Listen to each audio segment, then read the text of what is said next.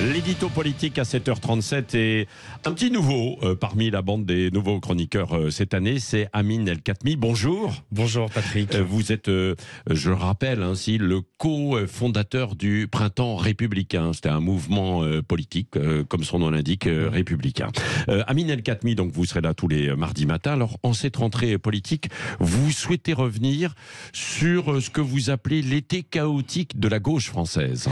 Oui, cher Patrick, et permettez-moi au préalable de vous dire le plaisir que j'ai à vous rejoindre cette saison sur Sud Radio. Oui, chaotique, le mot relève du pléonasme, tant le spectacle offert par la gauche ces dernières semaines était aussi sidérant que surréaliste.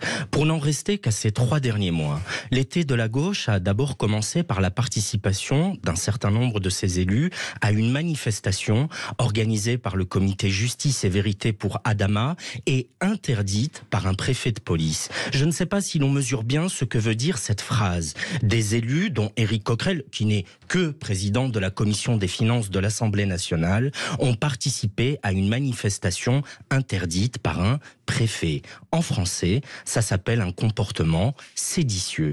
Puis est arrivée l'invraisemblable polémique Médine. Médine, c'est ce rappeur avré, invité vedette des universités d'été des Insoumis et des Écolos, et qui, à défaut de remplir de grandes salles, s'est vautré dans le soutien à l'islamisme, dans l'antisémitisme ou dans l'homophobie, distribuant des quenelles à tour de bras, et ce, alors même que la signification antisémite de ce geste symbole des grandes heures du diodonisme était connue de tous, traitant les homosexuels de tarlouse, s'affichant comme compagnons de route d'une association frériste, voulant crucifier les laïcards comme à Golgotha, avant d'envisager d'interpréter les chansons d'un album nommé Djihad au Bataclan.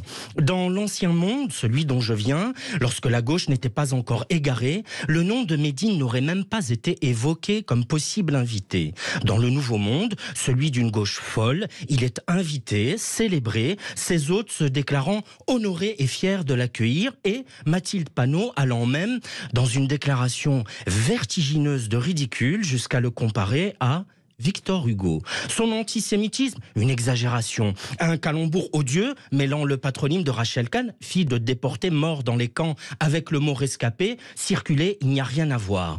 Le respect de la parole des concernés, vous savez, cette idée selon laquelle on ne doit pas parler de racisme à la place d'un arabe ou d'un noir, d'homophobie à la place d'un homosexuel, ou de sexisme à la place d'une femme. Les seuls qui ne bénéficient pas de ce privilège, les seuls, ce sont les juifs. Les juifs, on peut parler en leur nom, décider en leur nom ce qui est antisémite pour de vrai et ce qui ne l'est pas. De toute façon, les juifs, les insoumis s'en moquent face à l'électorat arabo-musulman des quartiers que courtise Mélenchon. Les juifs ne pèsent rien. Après la sédition, après Médine, ne manquait plus qu'une levée de bouclier contre l'annonce de Gabriel Attal d'interdire l'abaya à l'école. Hier, féministe et attachée à la laïcité, la gauche, qui est passée d'Elisabeth Badinter à Sandrine Rousseau et parle désormais comme les mollahs iraniens, s'égosille pour défendre un accoutrement islamiste tout droit venu de Riyad, accoutrement qui ordonne à la femme de cacher son corps pour ne pas provoquer les hommes, dépeint en masse de prédateurs sexuels incapables de se contenir. Et comme si tout ce spectacle n'était pas assez désolant, ne manquait plus que le retour de l'ex-reine du Poitou, Ségolène Royal, qui, imitant ces artistes qui veulent mourir sur scène, ne veut toujours pas quitter la sienne.